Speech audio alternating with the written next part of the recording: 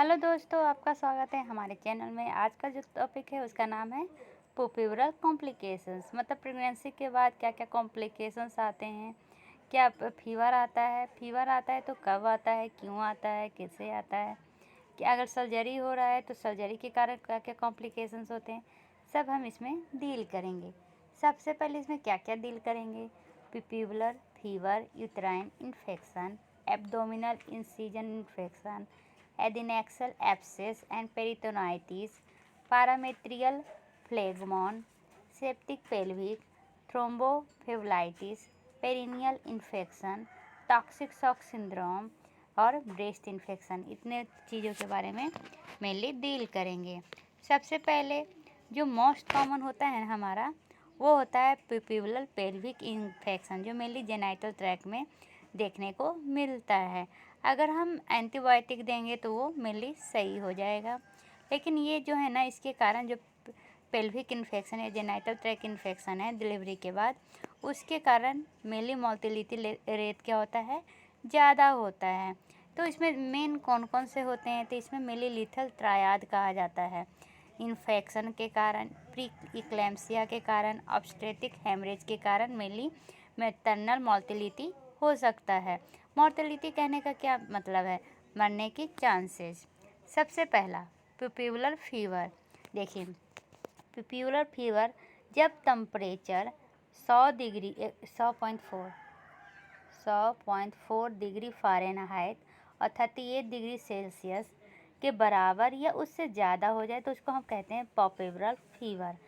क्या ये स्टार्टिंग का 24 आवर है? नहीं, डिलीवरी के 24 आवर के बाद अगर फीवर आ रहा है तब उसको कहेंगे पुर्पुरल फीवर, या इसका दूसरा नाम क्या है? लिख देती हूँ, पुर्पुरल पायरेक्सिया इसका दूसरा नाम है। ये मेनली फर्स्ट 24 आवर के बाद देखने को मिलता है और डिलीवरी के 10 दिन के अंदर। ठीक है, तो क्या है देखा हमने, टेम्परेचर 38 डिग्री सेल्सियस है उससे हायर होगा। ये दो कारण से होता है, या तो इन्फेक्शन या नॉन इन्फेक्शन के कारण। तो मेनली अगर फीवर जो है चाइल्ड के बाद परसिस्टेंट रहा, मतलब लगातार हो रहा है, तो ये मेनली जेनाइटल ट्रैक्ट इन्फेक्शन से होगा। अगर वो मेनली 24 आवर्स के अंदर हो रहा है, तो माने पहला 24 आवर में, तो वो दो कारण से हो सकता है, या तो वेजाइनल डिलीवरी या सिजेरियन डिलीवरी। 70% चांस होता है पेल्विक इन्फेक्शन का। किसके कारण? तो सिजेरियन डिलीवरी के कारण। फीवर स्पाइक मतलब 39 डिग्री सेल्सियस से भी ज़्यादा हो जाता है, तो वो किसके कारण होता है? स्ट्रेप्टोकोकस ए के कारण। ठीक है, अदर कॉजेज में क्या क्या हो सकता है? तो ब्रेस्ट इंगॉर्जमेंट एक है, तो एक करके मैं इसको डील करते जाती हूँ। सबसे पहले क्या है? Breast engorgement. तो ब्रेस्ट इंगॉर्जमेंट में मेनली फीवर है जो 39 डिग्री सेल्सियस से आगे नहीं जाता है। ये ब्रेस्ट इंगॉर्जमेंट होता क्या है? जितना बेबी को मिल्क चाहिए उससे ज़्यादा मिल्क का प्रोडक्शन होता है, जिसके कारण क्या होता है, मिल्क पूरी तरह बाहर नहीं निकल पाता है, जिसके कारण ब्रेस्ट जो है वो कड़ा हार्ड फिल्म हो जाता है और फूल जाता है, जिसके कारण बेबी को दूध पीने में नहीं बनता है। और अगर दूध पीता भी है तो इसके कारण क्या होगा? पेनफुल ब्रेस्ट फीडिंग होगी, माँ को बहुत ही ज़्यादा दर्द करेगा। ठीक है, और हमारा नहीं, जो प्रेग्नेंट लेडी है उसका क्या हो जाएंगे, जो अभी डिलीवरी दिए हैं, निप्पल है जो फ्लैट हो जाएगा या इन्वर्टेड हो जाएगा। तो हम इसको सही कैसे करेंगे? इसको सही, पहले तो इसको फीडिंग सही से करवाएंगे। उसके बाद क्या करवाएंगे, जब भी बेबी को फीडिंग चाहिए, मतलब कि 2-2 आवर्स पर मेनली बेबी को फीडिंग कराना पड़ता है, उस समय करवाएंगे। ब्रेस्ट को सपोर्ट देंगे, क्योंकि ये हैवी हो जाता है ना ज़्यादा मिल्क प्रोडक्शन के कारण, तो उसको हम सपोर्ट देंगे। मैनुअल एक्सप्रेशन ऑफ मिल्क कराएंगे, मतलब कि जैसे कि ब्रेस्ट फीडिंग के बाद भी मिल्क बच गया तो उसको हम अपने से निकालेंगे। एनर्जेसिक देंगे अगर पेन करेगा तो, और कोल्ड कंप्रेसर यूज करेंगे।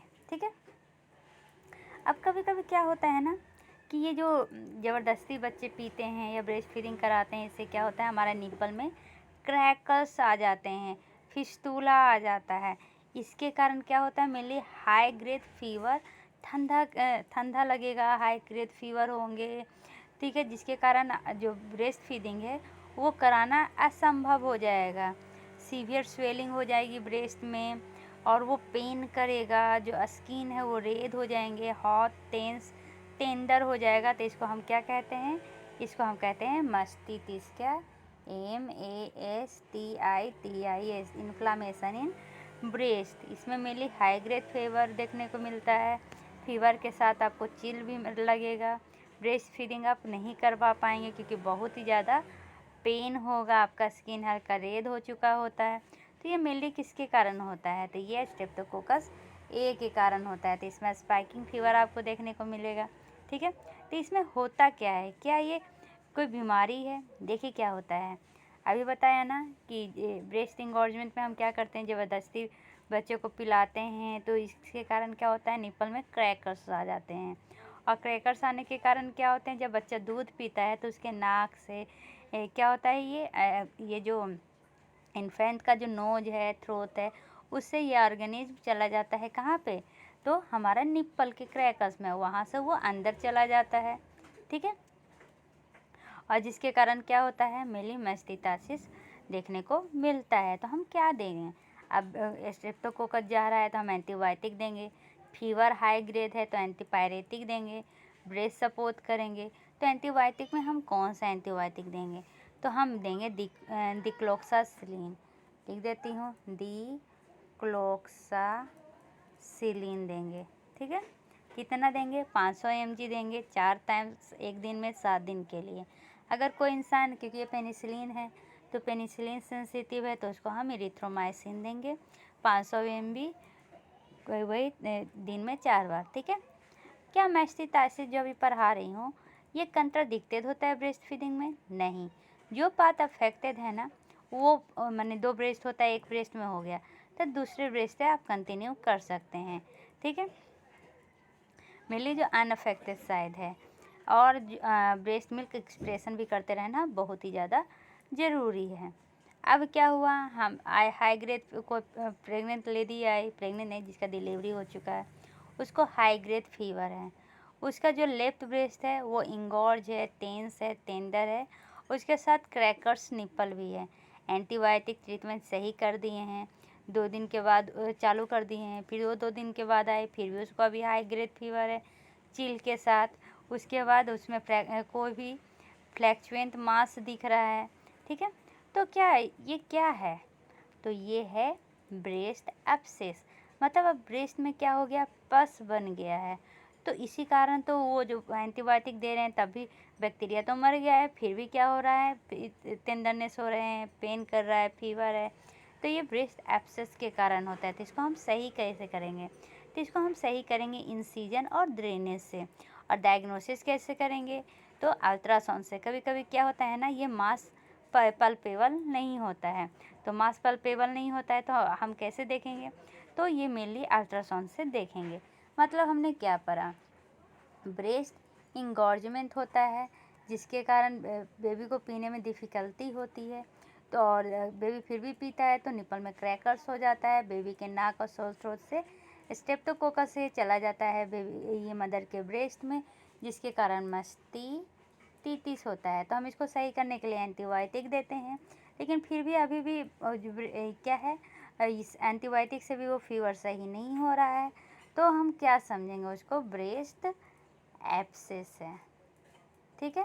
ये समरी आपको समझ में आ गया होगा, ठीक है। चलिए आगे बढ़ते हैं। अब क्या है, तो मेनली इन्फेक्शन कैसा इन्फेक्शन?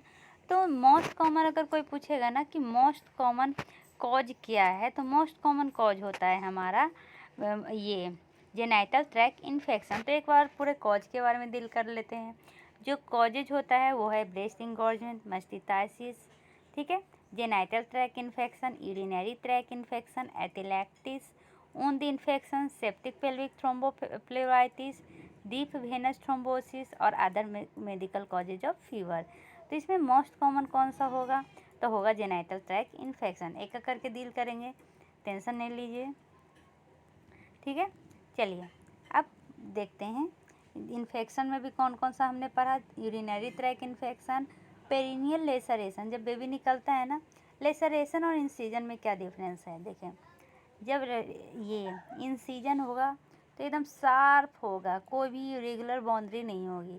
लेकिन जब लेसरेशन होगा, ज़बरदस्ती जो हम करते हैं, तो इस तरह से इरेगुलर बाउंड्री होगी।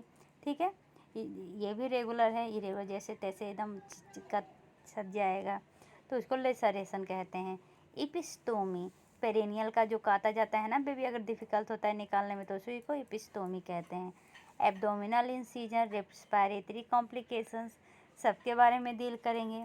इंसिडेंट और जो फीवर है ना, वो मेनली ब्रेस्ट फीडिंग वूमन में कम हो जाता है और वो रियली 39 डिग्री सेल्सियस पे पहुंच पाता है जो ब्रेस्ट का फीवर है, mainly first few day of postpartum day में। और जो फीवर रहता है ना, वो मेनली 24 घंटे से कम तक रहता है।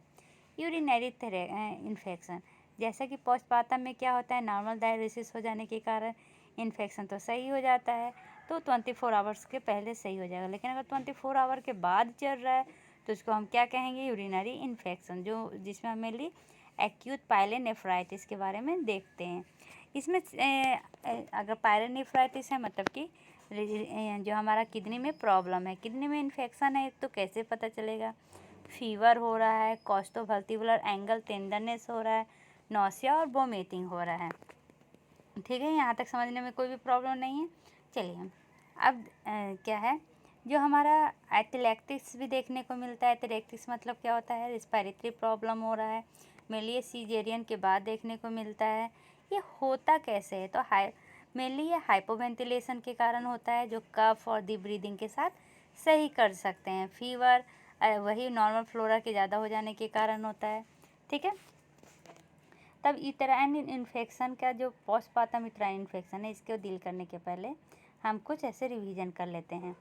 क्या है, तो एक होता है, स्पेलिंग लिख देती हूँ, पॉरपेरल सेप्सिस। अभी पॉरपेरल सेप्सिस क्या होता है, सेप्सिस मतलब आपको पता है बहुत सारे बैक्टीरिया का एक साथ इन्फेक्शन। तो infection in the genital tract mainly क्यों होता है ऐसा, क्योंकि डिलीवरी के समय कॉम्प्लिकेशंस आ जाती हैं। तो डिलीवरी के समय कॉम्प्लिकेशंस आएंगी तो उसमें हमें क्या क्या देखने को मिलेगा, तो यही 3 चीज़, इंडोमेट्रियासिस, इंडोमायोमेट्रियासिस, इंडोपारामेट्रियासिस। इन तीनों को मिला के हम कहते हैं मेट्रियासिस विद पेल्विक सेलुलाइटिस, इंडोमेट्रियासिस। इसका मतलब कि इंडोमेट्रियम में क्या हुआ है, जो हमारा यूट्रस है उसका जो इंडोमेट्रियम है उसमें इन्फ्लामेशन आया है। इंडोमायोमेट्रियासिस, इसका मतलब कि इंडोथेलियम के साथ साथ हमारा मायोमेट्रियम में भी इन्फ्लामेशन आया है। इंडोपारामेट्रियासिस, जो तीनों लेयर हैं उन तीनों में इन्फ्लामेशन आया है। ठीक है, तो इसलिए तीनों को हम एक साथ क्या कहते हैं, इन तीनों को हम एक साथ कहते हैं एक मिनट, इन तीनों को हम एक साथ क्या कहते हैं, इन तीनों को हम एक साथ कहते हैं मेट्रियाटिस विथ पेल्विक सेलुलाइटिस। ठीक है, जो इन्फेक्शन होता है ना, अगर कोई पूछे कि मोस्ट कॉमन ये रूट ऑफ इन्फेक्शन क्या होता है, तो ये इसमें जो मोस्ट कॉमन रूट होता है वो होता है मेनली वेजाइनल के through. Most common ascending infection होता है। असेंडिंग इन्फेक्शन कहने का क्या मतलब है, मान लीजिए कि हमारा यूट्रस है, ये वेजाइना है, तो नीचे से ऊपर की ओर जाएगा, तो इसको क्या कहेंगे, असेंडिंग इन्फेक्शन।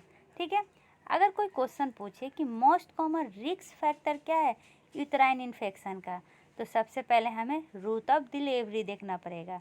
क्या ये डिलीवरी वेजाइनल हुआ है या सिजेरियन हुआ है, क्योंकि अगर वेजाइनल हुआ है तो most common site of infection हो जाएगा प्लासेंटा साइट। लेकिन अगर सिजेरियन हुआ है तो most common site of infection क्या होगा, यूट्राइन इंसिजन साइट। ठीक है, मेनली जो रूट ऑफ डिलीवरी जो रिक्स होता है ज़्यादा ना, वो सिजेरियन में ज़्यादा रिक्स होता है। ठीक है, और भी अदर रिक्स फैक्टर क्या क्या हो सकता है, तो उसमें हम मेनली प्रोलॉन्ग लेबर ज़्यादा समय तक है, prolong rupture of membrane rupture हो गया है लेकिन 18 घंटे से ज़्यादा तक रप्चर हो गया लेकिन पता नहीं चला, intrapartum chorioamnionitis, obstructed labour, multiple vaginal examination, retained tissue, immunocompromised, diabetes, anaemia, ये सब मेनली अदर रिस्क फैक्टर हैं। ठीक। ठीक है, यहाँ तक समझने में कोई भी प्रॉब्लम नहीं है। चलिए अब आगे बढ़ते हैं। मेनली अगर कोई पूछेगा ना कि कॉजेटिव एजेंट कौन सा है, तो कॉजेटिव एजेंट में मेनली बैक्टीरिया होता है। ठीक है, तो ये क्या एक बैक्टीरिया के कारण नहीं, अगर पूछेगा मोस्ट कॉमन कौन सा है कॉजेटिव माइक्रो ऑर्गेनिज्म, तो हम बोलेंगे पॉलीमाइक्रोबियल, मतलब बहुत सारे माइक्रोब्स मिलके। मेनली इसमें कौन सा, तो एनारोबिक, कौन सा, एनारोबिक। मेनली 30% केसेज में सिर्फ एनारोब्स जो होते हैं वो मेनली ये यूटेराइन इन्फेक्शन का कारण होते हैं। ठीक है, तो मोस्ट कॉमन पैथोजन कौन सा हो जाएगा, तो एनारोब स्ट्रेप्टोकोकस। एनारोब स्ट्रेप्टोकोकस का एग्जांपल बताओ, तो पेप्टोकोकस और कौन सा हो जाएगा, पेप्टोस्ट्रेप्टोकोकस। एरोबिक्स के कारण भी होता है, मेनली इंट्रोकोकस में ज़्यादा कारण होता है इकोलाई से। अदर एरोबिक बैक्टीरिया जैसे कि बीटा हेमोलाइटिक स्ट्रेप्टोकोकस, ग्रुप ए जिसके कारण मेनली ये लिख लीजिए, और ग्रुप ए के कारण होता है, ग्रुप बी के कारण होता है ग्रुप ए स्ट्रेप्टोकोकस और group B streptococcus. Group A streptococcus के कारण कौन सा बीमारी हो सकता है, मेनली टॉक्सिक शॉक सिंड्रोम और नेक्रोटाइजिंग फैसिलाइटिस। और ग्रुप बी के कारण नियोनेटल सेप्सिस। याद रखिएगा, ऐसे याद रख सकते हैं, बी से बेबी होता है, नियोनेटल बेबी को कहते हैं। ठीक है, यहाँ तक समझने में कोई भी, देखिए यहाँ पर वही कह रहा है कि इन्फेक्शन मेनली रेसिडुआ को इन्वॉल्व नहीं करता है, इन्वॉल्व किसको करता है, तो मायोमेट्रियम और पारामेट्रियल टिश्यू को। इसलिए इसको टर्म दिया गया है मेट्रियाटिस विद पेल्विक सेलुसाइटिस, जो ऑलरेडी मैंने बता दिया। प्रीडिस्पोजिंग फैक्टर में मोस्ट कॉमन रिस्क फैक्टर क्या है, तो रूट ऑफ डिलीवरी। ठीक है, इसमें हम मेनली देखते हैं कि डिलीवरी वेजाइनल सेक्शन से हुआ है या सिजेरियन सेक्शन से हुआ है, क्योंकि सिजेरियन सेक्शन में कॉम्प्लिकेशंस और इन्फेक्शंस के चांसेस ज़्यादा होते हैं as comparison to vaginal delivery. ठीक है, अभी जो पेल्विक इन्फेक्शन रेट है ना, वो इंक्रीज होता है आफ्टर वेजाइनल डिलीवरी। क्यों, क्योंकि मेम्ब्रेन रैप्चर करता है, प्रोलॉन्ग लेबर होता है और मल्टीपल सर्विकल एग्जामिनेशन होते हैं। तो इस तरह से अगर पूछेगा कि अगर वेजाइनल डिलीवरी में कौन से इन्फेक्शन ज़्यादा होते हैं, क्यों होते हैं ज़्यादा, तो इसका आंसर ये मिल जाएगा कि मेम्ब्रेन रैप्चर हो जाता है, प्रोलॉन्ग लेबर होता है, मल्टीपल बार बार हम लोग एग्जामिनेशन करते हैं, इसके कारण होता है। और इसी के कारण इंट्रापार्टम कोलियोअमनियाटिस भी इंक्रीज हो जाता है। जैसे कि हिस्टेरेक्टोमी, इसमें क्या होता है ना कि पहले से ही हम पेरी ऑपरेटिव ही क्या करते हैं, एंटीमाइक्रोबियल प्रोफाइलैक्सिस दे देते हैं। सिंगल डोज ही देते हैं लेकिन दे देते हैं, ताकि जो मोर्टेलिटी रेट हो वो कम हो जाए। एंटीमाइक्रोबियल प्रोफाइलैक्सिस क्या करता है, तो इंसिडेंस और severity of post caesarean delivery infection को कम करता है। मतलब सिजेरियन के बाद जो इन्फेक्शन होने के चांसेस है उसको ये कम कर देता है। कितना, तो 65 to 75%। अब इम्पॉर्टेंट रिस्क फैक्टर क्या क्या होता है इन्फेक्शन का, तो वही प्रोलॉन्ग लेवल, मेम्ब्रेन रप्चर, बहुत बार पेल्विक एग्जामिनेशन करेंगे तो सर्विकल एग्जामिनेशन और इंटरनल फीटल मॉनिटरिंग। हमारा वेजाइनल में क्या था, तो वेजाइनल में था multiple cervical examination, prolong labour और मेम्ब्रेन रप्चर। इसमें एक और एक्स्ट्रा आ गया इंटरनल फीटल मॉनिटरिंग। ठीक है, इसलिए perioperative prophylaxis mainly advice किया जाता है in the case of pelvic infection. मतलब जिस वुमन को पेल्विक इन्फेक्शन हुआ है उसमें सिजेरियन करने के पहले हम क्या करते हैं, प्रोफाइलैक्सिस यूज करते हैं। अब मान लीजिए कि जो पोस्टमार्टम इन्फेक्शन है वो कैसे बढ़ता है, मेनली लोअर जेनाइटल ट्रैक्ट में, तो ये बैक्टीरिया के कोलोनाइजेशन के कारण, मतलब बहुत से बैक्टीरिया वहाँ पर इकट्ठा हो जाते हैं। तो मेनली उसमें से कौन कौन सा है, तो group B streptococcus, chlamydia trachomatis, mycoplasma hominis, ureaplasma urealyticum और गार्डिनेला वेजिनालिस। ठीक है, अदर फैक्टर क्या क्या हो सकता है इन्फेक्शन को बढ़ाने के लिए, तो हम जो जनरल एनेस्थेसिया यूज करते हैं, caesarean delivery for multifetal gestation, young maternal age, nulliparity, prolong labour induction, obesity, meconium stained amniotic fluid. तो अब देखिए बैक्टीरिया जो जो रिस्पॉन्सिबल होता है, द एरोबिक, एनारोबिक। एनारोबिक में कोकी कौन सा है, पेप्टोस्ट्रेप्टोकोकी और पेप्टोकोकी स्पेसाई। एरोबिक में ये सब है। तो ये सब के बारे में मैंने तो आगे ही डील कर लिया है, ठीक है। अब पैथोजेनेसिस और क्लिनिकल कोर्स। तो सबसे पहले मैं फिर से क्या करूँगी, रिवाइज करूँगी, उसके बाद इसको एक्सप्लेन करूँगी। क्लिनिकल प्रेजेंटेशन की बात करें ना, तो मोस्ट इम्पॉर्टेंट फीचर होता है फीवर। उसके बाद क्या होगा, एब्डोमेन पेन। फिर क्या होगा, अगर एब्डोमिनल एग्जामिनेशन करेंगे तो जो यूट्रस है वो टेंडर करेगा। जब हम पेल्विक एग्जामिनेशन करेंगे, ऐसे फिंगर को घुमाएंगे ना, तो उसमें यूट्रस क्या करेगा, टेंडर करेगा। यूटेराइन सब इन्वोल्यूशन होगा, मतलब पूरी तरह वो अपना पोजीशन गेन नहीं कर पाएगा। लोकल एग्जामिनेशन करेंगे तो जो लोचिया क्या होता है, वेजाइनल डिस्चार्ज, उसमें फॉल स्मेलिंग आएगा और डर्टी वेजाइनल डिस्चार्ज होंगे, मतलब कि जो लोचिया होगा ना वो बहुत ही गंदा दिखेगा। लेकिन अगर Streptococcus A, mainly group A beta haemolytic streptococci का इन्फेक्शन होगा तो ऑर्डरलेस लोचिया होगा, ठीक है। और जो लोचिया होगा ना बहुत थोड़ा सा निकलेगा। वेजाइनल एग्जामिनेशन में हम क्या देखेंगे कि जो हमारा मांस है, इंड्यूरेशन, पेरिटोनियम के चारों तरफ क्या दिखेगा, मांस दिखेगा। जैसे कि ये हमारा क्या हो जाता है, यूट्रस हो जाता है, यहाँ से इस तरह से सर्विक्स वेजाइना निकलता है। तो सबसे पहले ये जो फॉर्निक्स होगा ये टेंडन करेगा और मायोमेट्रियम में क्या होंगे, मास या इंडुरेशन हो जाएगा, ठीक है। सॉरी, पेरीमेट्रियम में मास या इंडुरेशन हो जाएगा, ठीक है। और भी क्या क्या देखिएगा, तो जब हम इन्वेस्टिगेशन करेंगे, इन्वेस्टिगेशन मेनली क्या से किया जाता है, तो इन्वेस्टिगेशन ऐसे लिख देते हैं, इन्वेस्टिगेशन। तो हम हेमोग्लोबिन देखेंगे, TLC देखेंगे, DLC देखेंगे।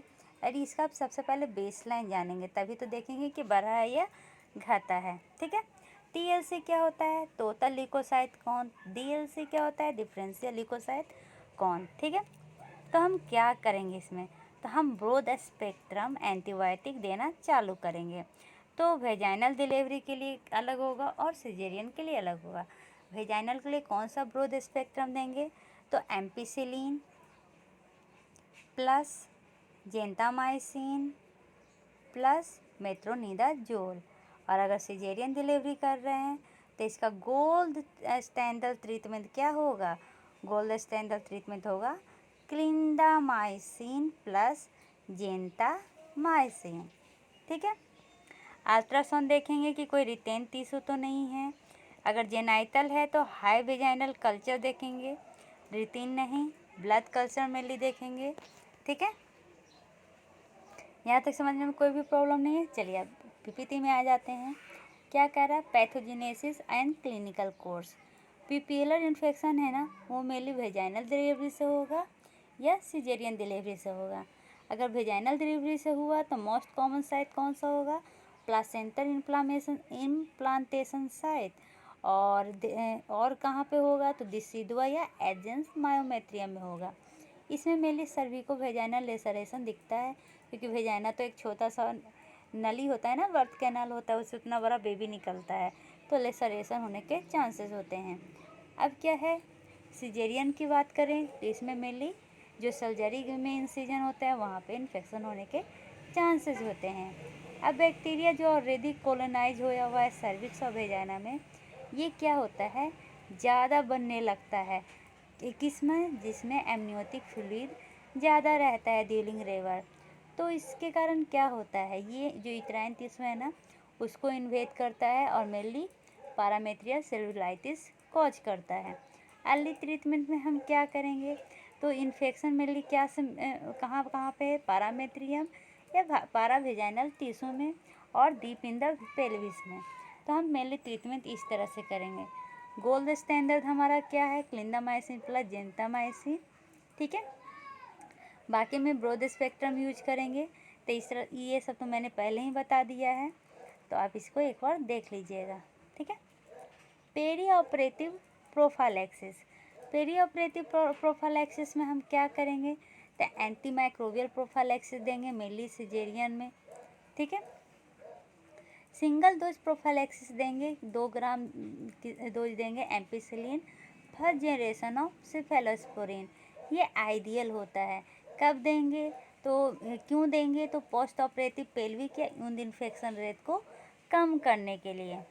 ठीक है, अब इसमें एक केस पूछती हूँ। मान लीजिए कि कोई वुमेन है 31 साल की, उसको इंडक्शन ऑफ लेबर हो रहा है after 24 hours after the rupture of membrane, मतलब मेम्ब्रेन रप्चर हो गया है, उसके 24 आवर्स के बाद उसको क्या हो रहा है, इंडक्शन ऑफ लेबर हो रहा है। 12 आवर आफ्टर इंडक्शन, मतलब इंडक्शन के 12 घंटे के बाद उसको क्या हो रहा है, सिजेरियन सेक्शन हुआ। ठीक है, उसमें उसको थर्ड पोस्ट ऑपरेटिव डे, मतलब ऑपरेशन के 3 दिन के बाद उसमें हाई ग्रेड फीवर देखने को मिला। कितना था, 101 फ़ारेनहाइट। तो हम नेक्स्ट स्टेप में क्या करेंगे, तो इसमें अगर इसका फिजिकल एग्जामिनेशन करते हैं तो इसका फिजिकल एग्जामिनेशन में क्या क्या दिखा, इसका जो पल्स रेट है वो हाई है, बीपी क्या है, स्लाइट हाइपोटेंशन है। बाकी जितना भी है, मतलब कि cardio respiratory breast examination normal है, यूटेराइन फंदक फिल्म है और टेंडर टू पल्पेशन, मतलब टेंडर करता है। ठीक है, थोड़ा थोड़ा डिस्चार्ज हो रहा है जहाँ पर एब्डोमेन में इंसीजन हुआ है।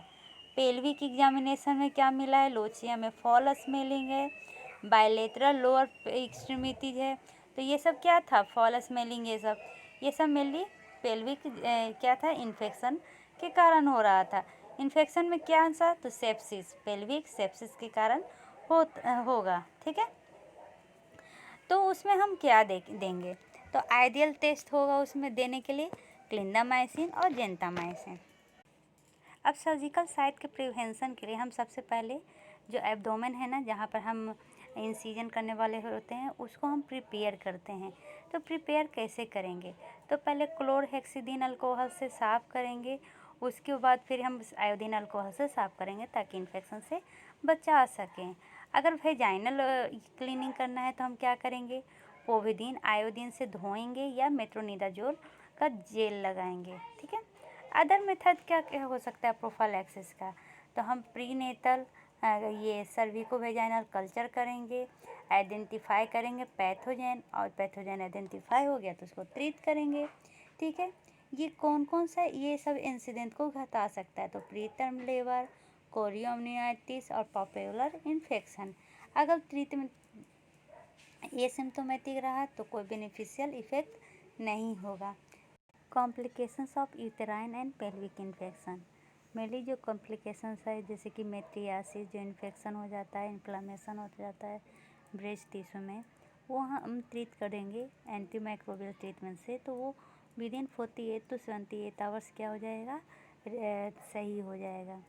लेकिन बहुत सारे ऐसे कॉम्प्लिकेशंस राइज होते हैं जैसे कि wound infection, complex pelvic infection, phlegmon, abscesses, septic pelvic thrombophlebitis. एक एक करके सबको डिस्कस करेंगे, टेंशन नहीं लीजिए। तो ये सब कैसे ठीक होगा, क्या नहीं होगा, चलिए इसके बारे में डील करते हैं। सबसे पहले एब्डोमिनल इंसीजन इन्फेक्शन। एब्डोमेन में जब इंसीजन होता है तो उसके कारण कौन सा इन्फेक्शन होता है उसके बारे में डिस्कशन करते हैं। वुंड इन्फेक्शन क्या है, मोस्ट कॉमन कॉज होता है परसिस्टेंट फीवर का, जो हम ऑलरेडी ऊपर देख चुके हैं। वो मेलिओसिस वुमेन जिसको में मेट्रियाटिस का ऑलरेडी ट्रीटमेंट हो चुका है। तो incisional infection risk factor क्या होगा, मोटापा, diabetes, corticosteroid therapy, immunosuppression, anaemia, hypertension और inadequate haemostasis with haematoma formation.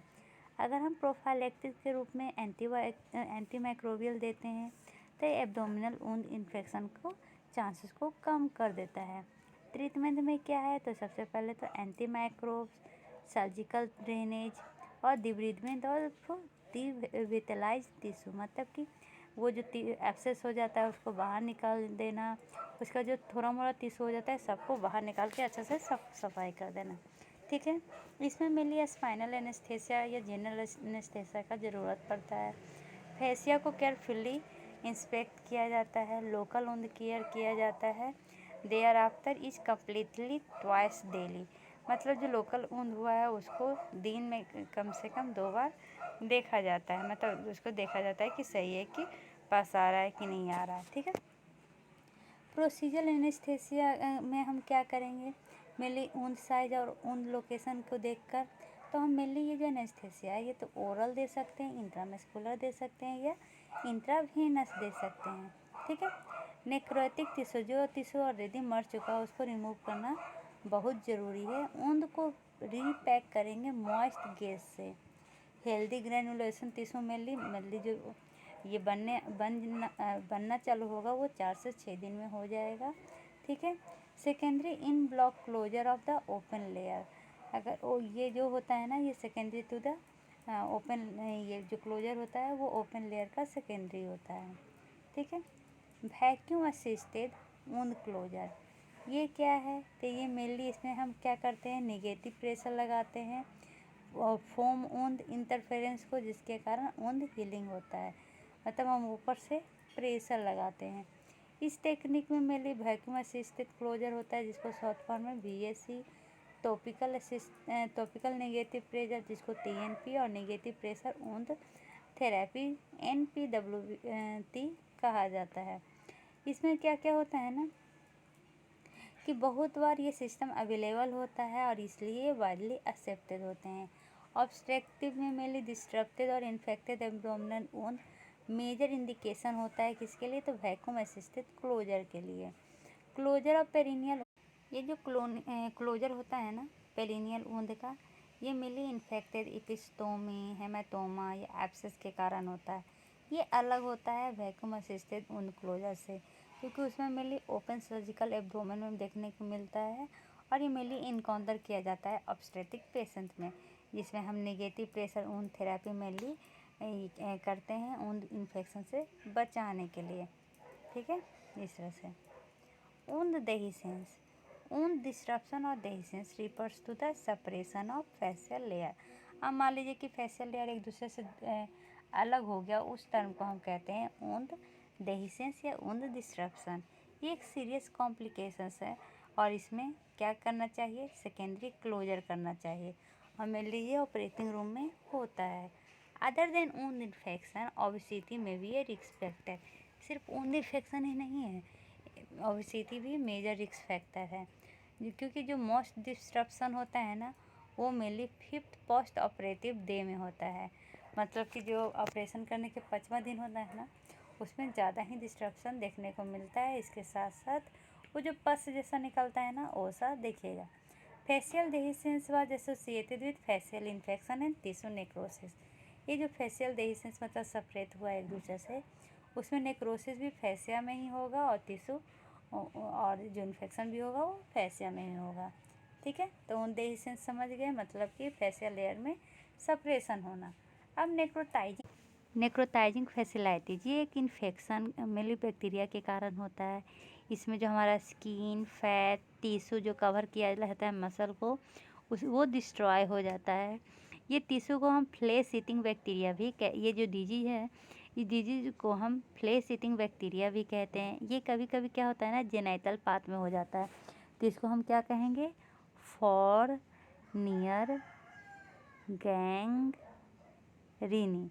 तो ये जो नेक्रोटाइजिंग फैसिलिटीज़ है ये होता क्यों है, तो ये जब बैक्टीरिया इंटर करता है वुंड में, जैसे कि इंसेक्ट बाइट किया, बर्न हुआ, कट हुआ, तो इसके कारण ये मेनली होता है। और भी कारण से हो सकता है, जैसे कि आप ओशन वाटर के कांटेक्ट में आए, रॉ सॉल्ट वाटर फिश के कांटेक्ट में आए, इसके साथ अगर इंजरी हुआ है मेनली, अगर जब सी एनिमल को आप हैंडल कर रहे हैं जैसे कि क्रैब्स, तब ये हो सकता है नेक्रोटाइजिंग फैसिलिटी। नेक्रोटाइजिंग फैसिलिटी को आप सिंपल वर्ड में लिख सकते हैं, फ्लेश ईटिंग बैक्टीरिया।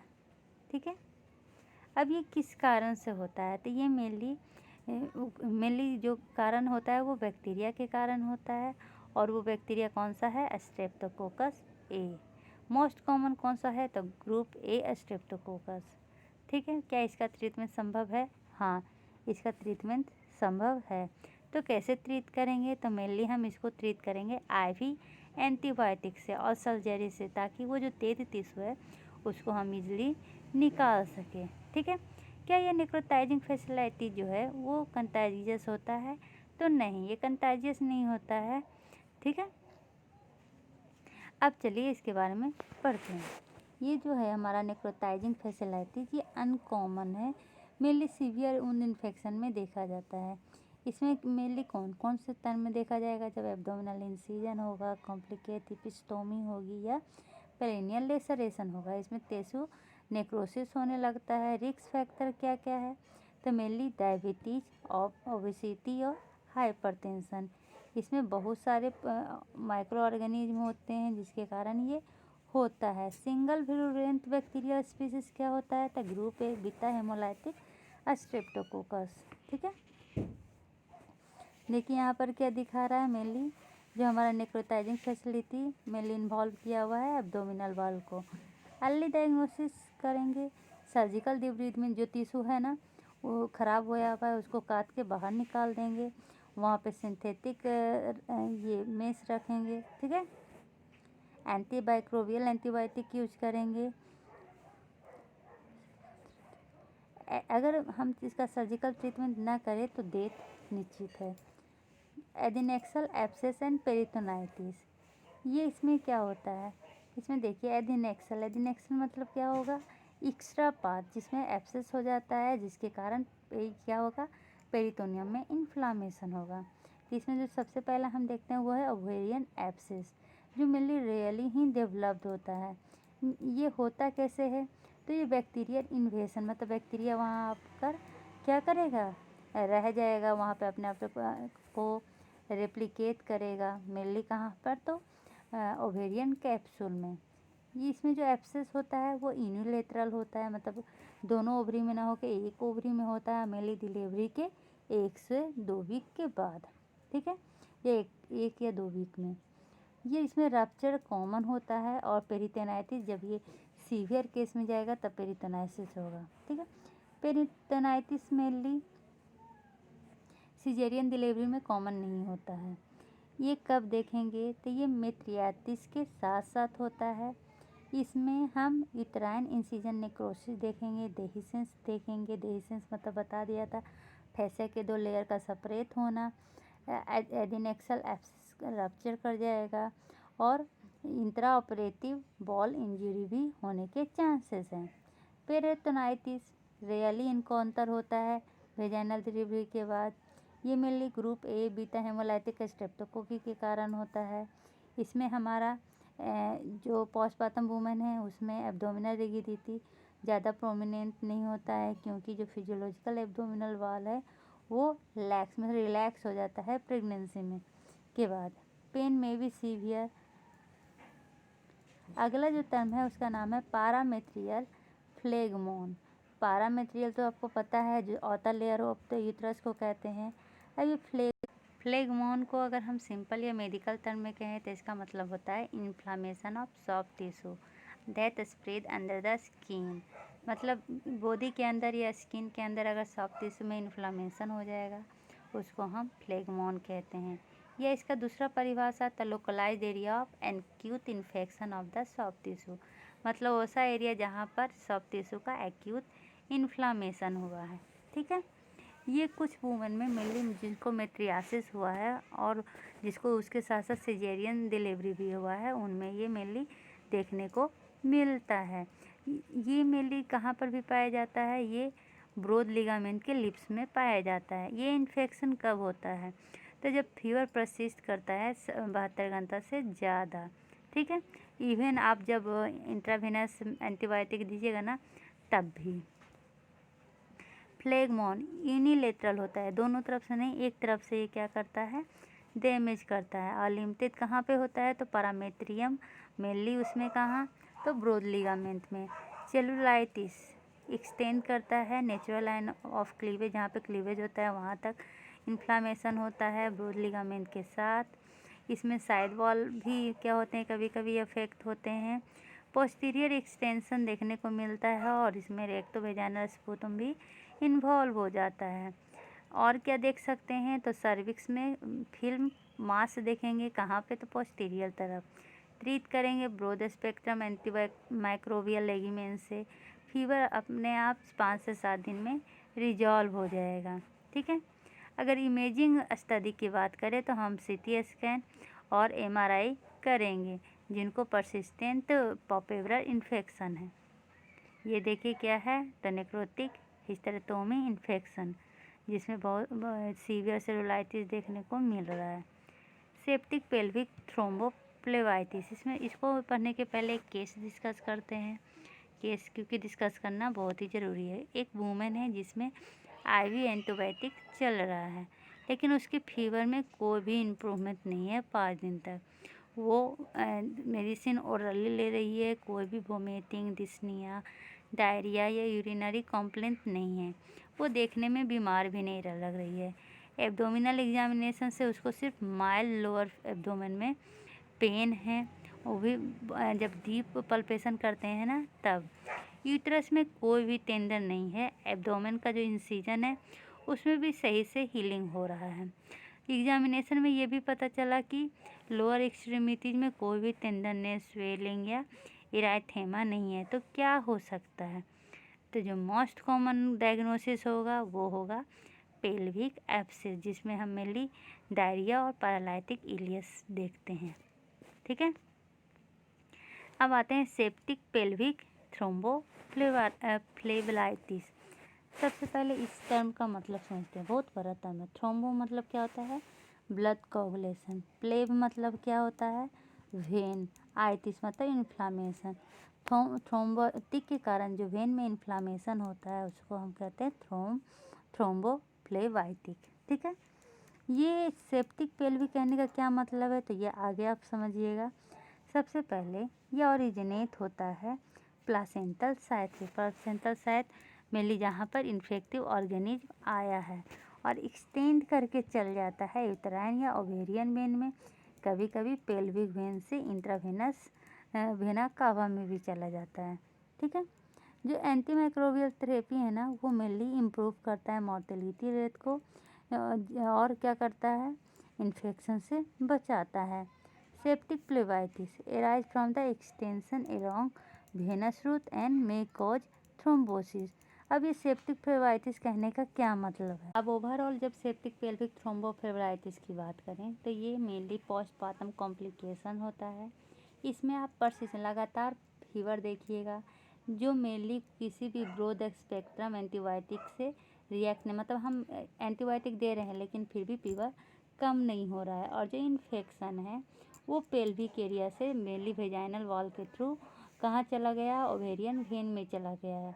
और इन्फेक्शन क्यों हो रहा है? तो थ्रोम्बोजेनेसिस के कारण हो रहा है। तो ये जो सेप्टिक पेल्विक थ्रोम्बोफ्लेबाइटिस है इसका कॉज क्या है? मेनली ब्लड क्लॉट करना। कहाँ पर? तो पेल्विक वेन में, और बिकम इन्फेक्टेड बाय बैक्टीरिया। और वो क्लॉटिंग में मेनली क्या हो जाता है? बैक्टीरिया का इन्फेक्शन हो जाता है। ठीक है, इसको हम सेप्टिक या सुपरेटिव थ्रोम्बोफ्लेबाइटिस भी कहते हैं क्योंकि प्रेजेंस ऑफ इंडोवेस्कुलर, क्योंकि ये जो थ्रोम्बस है वो वेस्कुलर के अंदर है और इसके कारण क्या हो रहा है? बैक्टीरियल इन्फेक्शन हो रहा है। तो सेप्टिक पेल्विक थ्रोम्बोफ्लेबाइटिस मतलब क्या हो गया? टर्म से ही देखिए, सेप्टिक मतलब कि बैक्टीरिया का इन्फेक्शन। कहाँ पे? पेल्विक में।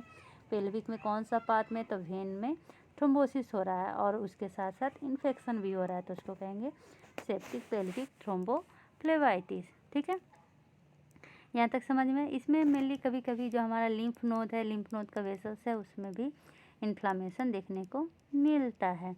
ठीक है, ये जो सेप्टिक पेल्विक थ्रोम्बोफ्लेबाइटिस है इसमें यूट्राइन या पारामेट्रियल इन्फेक्शन एक्सटेंड करके पेल्विक वेसल तक चला जाता है और बाद में इन्फीरियर वेना कावा। क्लॉट जो होता है मेनली ज़्यादातर राइट कॉमन इलियक वेन में देखा जाता है जो एक्सटेंड करके यूट्राइन और इंटरनल इलियक वेन में चला जाता है, उसके बाद इन्फीरियर वेना कावा में। ठीक है, तो क्लॉट अगर बनने का बात करें तो सबसे पहले बनता है राइट कॉमन इलियक वेन में, यहाँ से एक्सटेंड होकर चला जाता है यूट्राइन या इंटरनल इलियक वेन में और यहाँ से चला जाता है इन्फीरियर वेना कावा में। ठीक है, अगर ओवेरियन वेन सेप्टिक थ्रोम्बोसिस का बात करें तो ये भी एक्सटेंड करता है वेना कावा में। ठीक है, perineal infection mainly episiotomy infection common नहीं होता है क्योंकि ऑपरेशन जो होता है वो परफॉर्म किया जाता है बहुत अच्छे से। ठीक है, इन्फेक्शन में क्या देखने को मिलेगा? देहीसेंस, मतलब देहीसेंस कहने का क्या मतलब? 2 फेशियल लेयर का सेपरेट होना, लेकिन ये फॉल्टी रिपेयर के कारण होता है ऐसा अभी तक कोई डाटा में नहीं देखने को मिला है।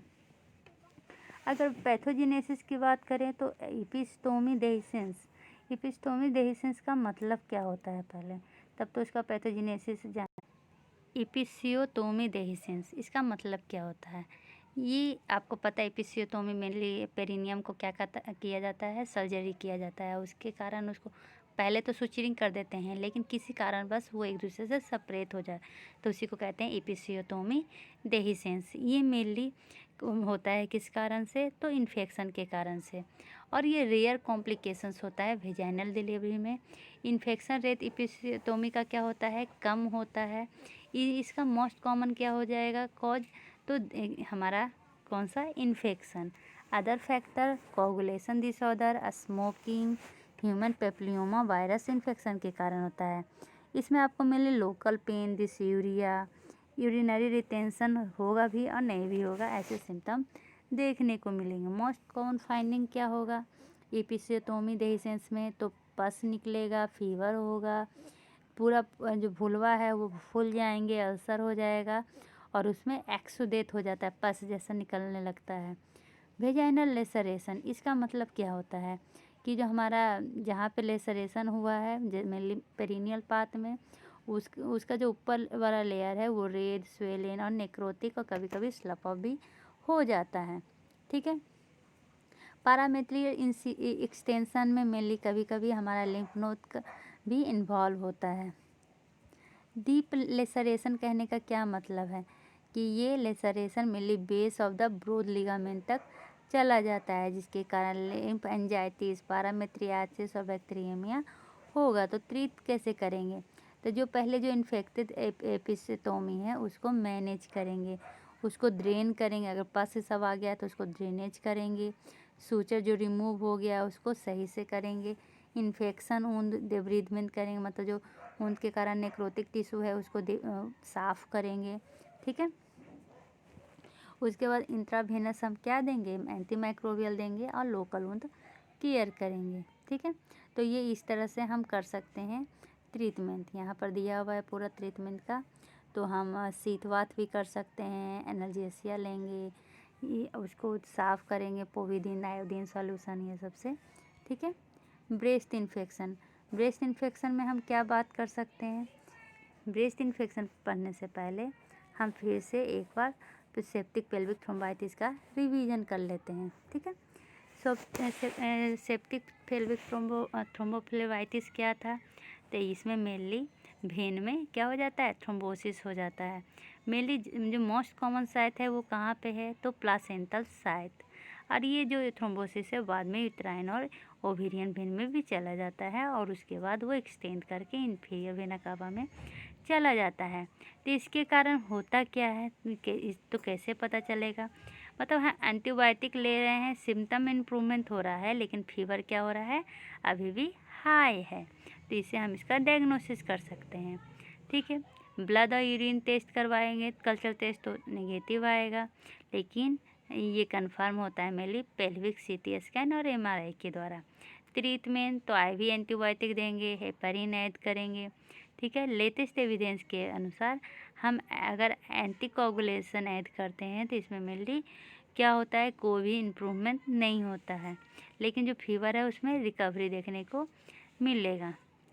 ब्रेस्ट इन्फेक्शन, इसमें मेनली जो पैरेन्काइमल टिश्यू होते हैं ना मेमरी ग्लैंड के, उसमें इन्फेक्शन हो जाता है। तो इसके कारण क्या क्या हो सकते हैं, तो ब्रेस्ट इंगॉजमेंट, मास्टिटासिस, ये सब तो पहले ही पढ़ा चुकी हूँ, सिर्फ एक बार रिव्यू कर रहे हैं। ठीक है। तो इसमें कोई भी एविडेंस सपोर्ट नहीं करता है कि ब्रेस्ट इन्फेक्शन में हम प्रोफाइलैक्टिक यूज कर सकते हैं। रिस्क फैक्टर कौन कौन सा है, तो आप आज सही से दूध नहीं पिलाना, difficulty nursing, crackles, nipples, oral antibiotic therapy, ये सब है क्या, तो रिस्क फैक्टर। ठीक है। मेनली ये जो सुपरेटिव मास्टिटासिस है, मतलब पस के साथ होता है, वो फर्स्ट वीक के अंत तक मेनली पोस्टपार्टम के फर्स्ट वीक के अंत तक मेनली पता चल जाता है, और ये कोई ऐसा रूल नहीं है कि ये थर्ड और फोर्थ वीक तक रहे। इन्फेक्शन जो है यूनिलेटरल हो सकता है। ठीक है। और इसके कारण इंगॉजमेंट होगा, जिसके कारण इन्फ्लामेशन होगा, जो स्टार्टिंग में ही बता दिए। सिम्टम में क्या क्या दिखेंगे, तो ठंडा लगेगा, उसके साथ साथ फीवर और टैकीकार्डिया भी होगा। पेन, जब ब्रेस्ट फीडिंग कराएगी तो पेन होगा, ब्रेस्ट हार्ड हो जाएगा, रेड दिखेगा। 10% लोगों में मस्तिष्क इस बात में जाके एब्सेस भी डेवलप्ड हो जाता है। ठीक है, देखिए ब्रेस्ट इस तरह से रहेगा, यहाँ पर आपको रेड दिख रहा होगा, ये मासेज है, एब्सेस है, इसका तो क्या करना पड़ेगा, हमें ड्रेनेज करना पड़ेगा। पिक्चर में लिखा हुआ ही है एब्सेस। इटियोलॉजी क्या होता है, तो इटियोलॉजी आपको बताया था एस और रिसस, जब बच्चा लोग पीते रहता है तो उसके नोज या थ्रोट से चला जाता है ये और रिसस निपल में, और निपल के थ्रू ये ब्रेस्ट में चला जाता है। और कौन सा है, मर्सा कॉमनली आइसोलेटेड ऑर्गेनिज्म है, किसके लिए, तो ये ब्रेस्ट इन्फेक्शन के लिए। मर्सा का फुल फॉर्म क्या होता है, तो मेसिस्टेरिन रेजिस्टेंस स्ट्रेप्टोकोकस और रिसस। अदर कॉमन ये आइसोलेटेड ऑर्गेनिज्म कौन सा होता है, coagulase negative staphylococci, viridans streptococci. Infection mainly infant के नोज और थ्रोट से देखने को मिलता है। बैक्टीरिया इंटर करता है ब्रेस्ट के अंदर, कैसे, तो निप्पल के थ्रू। निप्पल में जो ये चोट लग जाता है या जो क्रैकल्स हो जाते हैं उसके थ्रू, और उसके बाद ये चला जाता है मिल्क में और वहाँ पर कल्चर होता है। तो कभी कभी ये जो एस और रिसस ज़्यादा हो जाए तो इसके कारण टॉक्सिक शॉक सिंड्रोम भी हो सकता है। मैनेजमेंट कैसे करेंगे, एक तो मैस्टिसास ये जो निपल में क्रैकल्स हुआ है उसको सही करने के लिए खुद का दूध ही अप्लाई करेंगे। ठीक है, मैनेजमेंट में क्या करेंगे, तो एप्रोप्रिएट थेरेपी देंगे, और ये मेनली जो पस ये सब आ जाता है उसका ड्रेनेज करेंगे। इन्फेक्शन को रिजॉल्व कर लेना चाहिए विदिन 48 आवर्स, क्योंकि ये बाद में क्या होगा, तो ब्रेस्ट में के मिल्क में जाने लगेगा। ठीक है, और वहाँ पे कल्चर होने के पहले ही उसको क्या कर लेना चाहिए, निकाल लेना चाहिए। बैक्टीरिया आइडेंटिफिकेशन और एंटी माइक्रोबियल सेंसिटिविटी प्रोवाइड करता है कि कौन सा हम उसके साथ ट्रीटमेंट कर सकते हैं। ट्रीटमेंट में हम डिक्लोक्सासिलिन देते हैं 500 mg 4 टाइम्स एक दिन में। अगर पेनिसिलिन सेंसिटिव है तो हम एरिथ्रोमाइसिन देते हैं। अगर इन्फेक्शन किसके कारण हो रहा है, पेनिसिलिनेज प्रोड्यूसिंग स्टेफाइलोकोकी के तरफ से हो रहा है तो हम क्या दे सकते हैं। अगर रेजिस्टेंस है तो हम वैंकोमाइसिन, क्लिंडामाइसिन और मिथोप्राइम सल्फामिथोक्साजोल दे सकते हैं। ठीक है, ट्रीटमेंट मेनली 10 से 14 दिन के लिए होता है। ब्रेस्ट फीडिंग को कंटिन्यू रखना चाहिए, क्योंकि बहुत ज़्यादा जो मिल्क एक्सप्रेशन होता है ये भी एक ट्रीटमेंट है। क्यों, क्योंकि बताया था ना कि ये जो इंगॉर्जमेंट ये सब होता है वो ज़्यादा ब्रेस्ट मिल्क प्रोडक्शन के कारण होता है। वो ब्रेस्ट में रह जाता है तो उसको एक्सप्रेस करना चाहिए, बाहर निकालना चाहिए। ठीक है, और बच्चे को जब जब डिमांड हो उस समय पिलाना चाहिए। इसमें क्या होता है, डिमांड के बाद भी ब्रेस्ट में मिल्क रह जाता है तो उसको एक्सप्रेस करके निकाल लेना चाहिए। The infant will not nurse on the inflamed breast. जब ब्रेस्ट फूल जाता है तो बच्चा अच्छा से दूध नहीं पी पाता है, क्योंकि इसमें कोई ऐसा रिलेशन नहीं है कि मिल्क के टेस्ट में चेंज हो गया, तो ये सब नहीं है। बस वो बच्चों को सही से, क्योंकि निप्पल होता है जो फ्लैट हो जाता है, रिवर्स हो जाता है। ठीक है, तो इसलिए हम नर्सिंग जिसमें है उसके अपोजिट वाला से करना चाहिए। ठीक है, ब्रेस्ट से। इसके साथ हमारा ये टॉपिक ख़त्म होता है। आशा है आपको वीडियो समझ में आया होगा। समझ में आया तो लाइक और सब्सक्राइब करना ना भूलें। धन्यवाद।